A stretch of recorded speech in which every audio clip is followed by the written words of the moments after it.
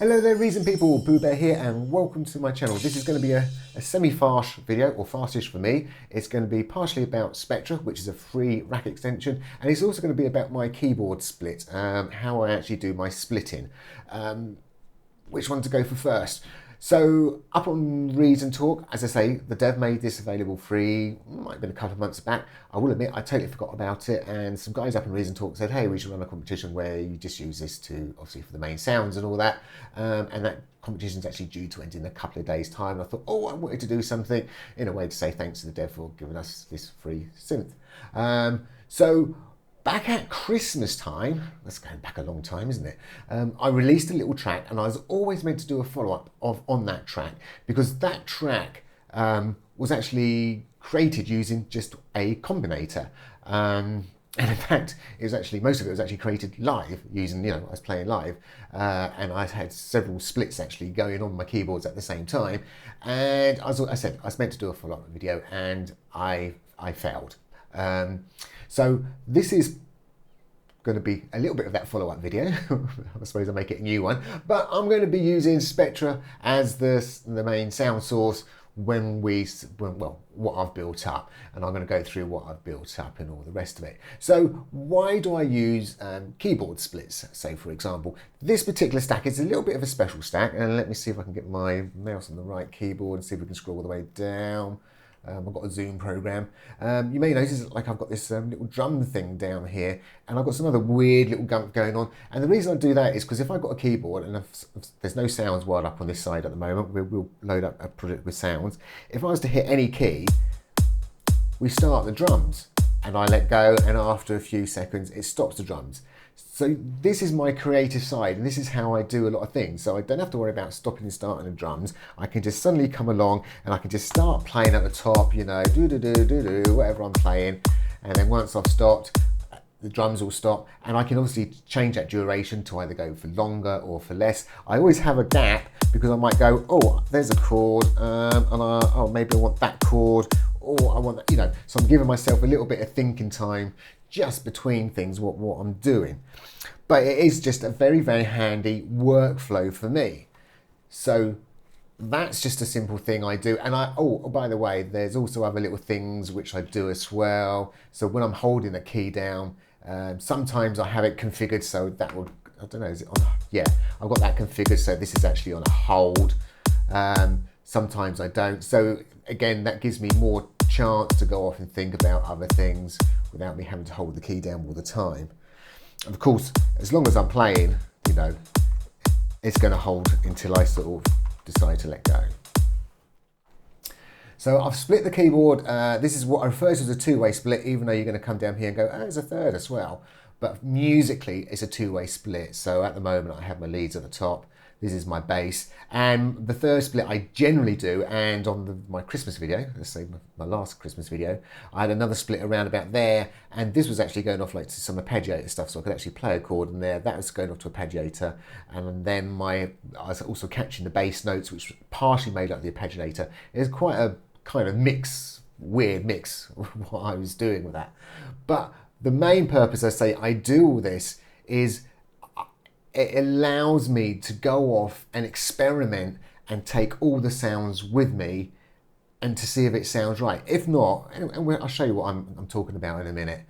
Because if not, you do something like say a melody or something, and you're thinking, oh, that's sounding good. But actually, when you introduce it to the bass line you're kind of using and the flow, it doesn't then marry in. So by being able to take this all at once, I don't have to build up the track to work out it doesn't work, or that's the main thing. Is in the past I find, oh, I've got an idea, let's start adding things to that idea, oh, it doesn't work. Whereas this, I can go straight there, try it, no, it doesn't work, try something else, oh yeah, that works, or that doesn't work. So from an experimental point of view, I find this really, really, really, really handy. As you can see, I have a lot of MIDI CV converters as well, so I might have a lead coming in, and I just go and dump these on other instruments, external instruments, and I usually replace this W.A.O with another instrument, which you'll see in a minute. I've actually replaced them in another project with the Spectras, and I've also got some Spectras on the outside, which I sit in with MIDI converters. Now, with this MIDI CV converters, you don't get things like your performance data doesn't go across, and that's why I use the Hamus. So I have some Hamus bunged in here as well, and the Hamus do have performance data.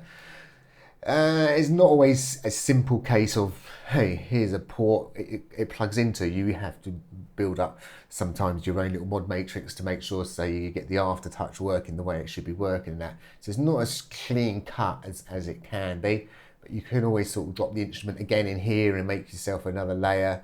I.e. you can have another one of these, so you can start layering up your leads in here, and then you've got your performance data actually within here as well. Same goes with the bass. I always tend to use some kind of compulsion and come up with a just like a rhythmic sort of bass, I suppose, so I can just get away with holding one finger most of the time and play with one finger. And then what I would tend to do is I'd tend to then record it live, so I record everything, and then I'll actually go in, and so rather than the bass being like, in this case, it's obviously a do-do-do-do, and I'm going to another key and go do-do-do-do, I'll make sure I put a little run in between, so it'll be do-do-do-do-do-do.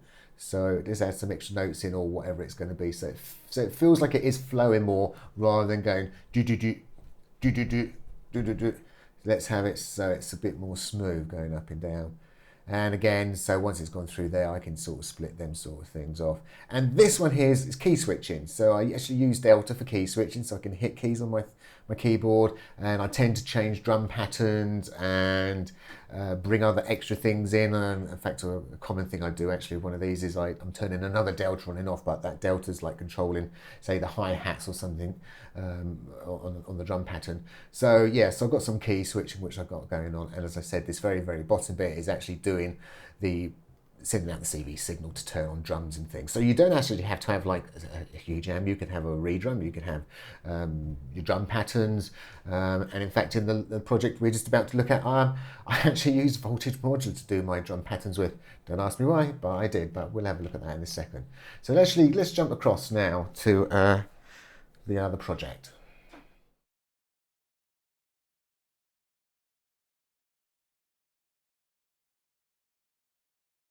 So this is the little project I've been working on.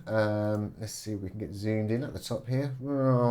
So I've created myself obviously a nice little lead, and we should be able to hear that lead. Oh, obviously when I play a key,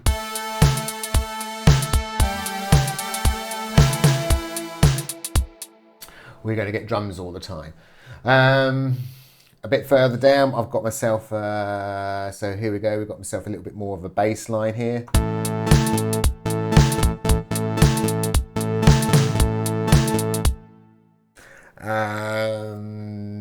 Oh, and the funny thing about this particular bass, I was really struggling with this bass because, in fact, it's still playing at an octave too high, but that's because I'm playing on my little keyboard and not my big keyboard, because I play a lot lower. I was struggling with this bass, and it made me laugh because it was a little bit too low, and I was just trying to get sounding just that little bit higher, and I was messing around. And in fact, I went around a whole circle and came back to my original patch and went, I'll just duplicate the patch, and I'm just going to change the course on it, and I'm just going to bring it up. In fact, I don't think I even done that. I think I used an A-B switch, and I actually just transposed the bass I was playing an octave higher. So then I blended the two, and I got the sound I wanted. But I couldn't believe that I went around all this long-winded way, and I could have just, I should have remembered and done that straight away. So yeah, so we've got this like a little bit of bass which is going on, and you can hear.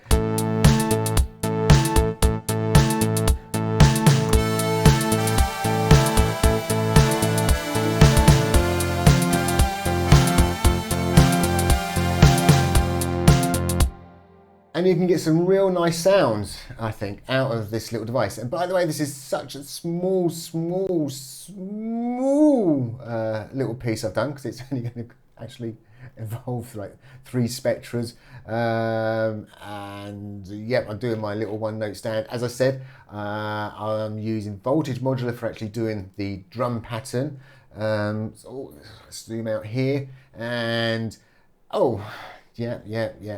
Yeah, these are modules which are made by yours truly. So I've made these modules and they're for sale in Voltage Module. I shouldn't really say that. I should not self-promote myself. I shouldn't say anything like they're available in the Cherry Audio store or anything like that at all, because that'd be wrong for me. But basically, these are referred to as gators, and I actually built these to gate CV signals. But they work absolutely fine for gating gates as well. And because you're gating gates, they make them ideal for building drum patterns with. And even though you've got like, you know, you can think of them as 8 slots or 8 slots per pattern, I suppose. That's one way of talking about it. I call them steps. You can have as many as you want, as many as your system can have. So you're not limited to, so like some devices, 16 or 32. If you want to have 1,000, have 1,000. Good luck with wiring them all up, but you could do that. And in fact, if you see here, if you think about it, this is 8, so that's 64 there. There I've got a 16. Here I've got a 32. And you can just sort of build it up. But it's very basic stuff, and I was just messing around, playing around, and I just happened to bring that in. And that then comes back in, comes out of the audio outs and goes through that TM1, which is then driving the oomph. Oh yeah, my key switching. I've got a key switching which toggles that on and off. The EMI's going out, oh sorry, the EMI, sorry, this is MIDI out even on them, I still call them an EMI. They're actually going off to my little magic program for doing graphics. And a little stack over here. As I say, one of the things I do like about this synth, because it doesn't have effects, you have to build up your own effects, and I absolutely love the SEM. What this is a serial parallel device, so it's up to you what configuration you want. And the great thing is you can start to wire it up serial, which I actually did start to wire it up a little bit serial because I only had the reverb and the unison playing around. And then I decided actually I wanted this a little bit wider, so I brought in the less space. But obviously the less space is a kind of a reverb in a way with the delay and all sorts of other things going on. So it didn't play too well with these, but no problem. I can switch this from serial into parallel. So now I've got up to 4 parallel devices, as well as your dry signal on top as well. And so you can blend these all together. And well, as you heard, I think it's come up with quite a nice sound as well. I don't know if I actually used any of that down here. No, I thought I had some effects on. Oh look, there we go. I am using them. It's quite dry, so I am using just a little bit of unison there, and it's in parallel again, and just a little bit of reverb. Well, I wanted this track to be a little bit 80s, so I got to obviously go a bit OTT with the reverb. And because this one's playing a little bit higher, I thought I did put an effect on this one. Oh yeah, I used the widener. I love this widener. The only problem with it, and let me go and grab it from the other screens. It's come up on the other screen. There's a problem with the VSTs.